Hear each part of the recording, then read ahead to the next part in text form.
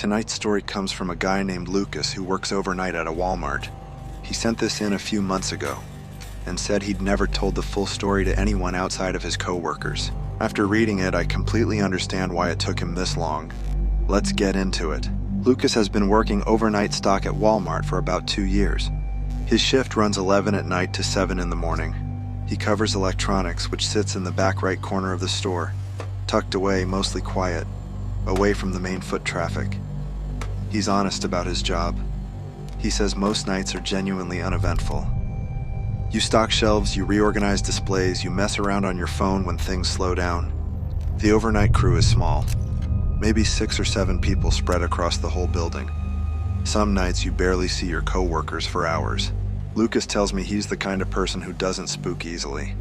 He grew up in a rough neighborhood, worked security briefly before Walmart, and generally considers himself pretty level-headed. He says that up front because he wants people to understand. What he felt that night wasn't nerves or imagination. Something was genuinely wrong with this man. It's a Wednesday night, somewhere around 1 in the morning. The store has maybe 3 or 4 customers total. Lucas is in electronics pulling items off a pallet when he notices a man standing near the TV display wall. White guy, probably mid-40s. Plain dark jacket, jeans, nothing remarkable.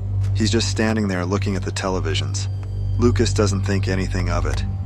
People browse weird hours all the time. He keeps working.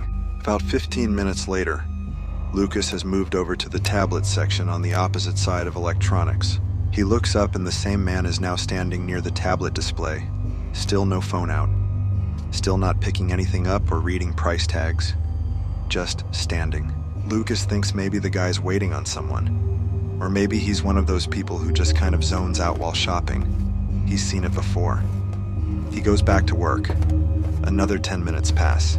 Lucas moves to restock the phone case wall, which is around the corner from tablets. He's got his back to the aisle, working through a box of cases, and he just gets this feeling. That specific feeling where the hairs on the back of your neck stand up before your brain even processes why. He turns around.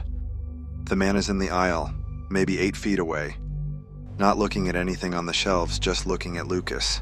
Lucas nods at him the way you do, the polite retail acknowledgement, and says, "Hey, you need help finding anything tonight?" The man doesn't answer. He just holds eye contact for a second too long, then turns and walks slowly around the corner. Lucas shakes it off. He tells himself the guy is probably just socially awkward, maybe a little off. It happens. He radios his coworker Marcus, who's working sporting goods, and just mentions there's a weird customer in his section. Keeps it casual. Marcus swings through a few minutes later. They don't see the man anywhere. Lucas gets back to work. For about 20 minutes, nothing happens. He starts to convince himself the guy left. Then he's crouched down restocking a bottom shelf when he notices a shadow fall across the floor next to him. He looks up and the man is standing right there. Close, maybe 4 feet away, just watching him work from above. Lucas stands up immediately and says, "Firm this time, sir. Are you looking for something specific? I can help you or I can get someone who can." The man says nothing. He just looks at Lucas with this completely flat expression, not angry, not confused, just empty, and walks away again. Lucas calls it into his manager right away this time. His manager, Karen, does a walkthrough of electronics in the surrounding aisles. Nothing. She doesn't dismiss Lucas, though. She moves another associate, a woman named Destiny, over to work closer to his section for the rest of the shift. She also calls the front door greeter to keep an eye out for the man near the exits. Having Destiny nearby settles Lucas's nerves. The next hour is quiet. Around 3 in the morning, Destiny takes her 15-minute break. Lucas is alone again. He's doing inventory counts in the back of the section when he hears something from the direction of the stockroom door. A sound he can't quite place. Not a voice. More like someone shifting their weight. The soft sound of a shoe on tile. He stops what he's doing and listens. Silence, he goes back to his count. And then he sees it. The stockroom door, which he's certain was closed when his shift started, is standing open about 4 inches. Lucas is clear about this. He doesn't claim he heard a voice. He doesn't claim anything supernatural. He just noticed a door that should have been closed was open, and he knew he hadn't opened it. He gets on his radio immediately and tells Karen. He does not go near the door. Karen and Marcus come over. They check the stockroom together. Nobody in there. But Karen notices something. One of the cardboard bale stacks near the back wall has been shifted. Not knocked over. Carefully moved, just enough for a person to stand behind it and not be visible from the doorway. They call the police. Officers respond and do a full sweep of the building. No one is found. But here's the part Lucas says he thinks about constantly. The overnight security footage is reviewed, and the man is absolutely on camera. They can see him in electronics, see him near Lucas, see the general pattern of movement. It's real. It happened. What gets everyone quiet in that back office is this. The footage of the stockroom door shows it opening slowly on its own.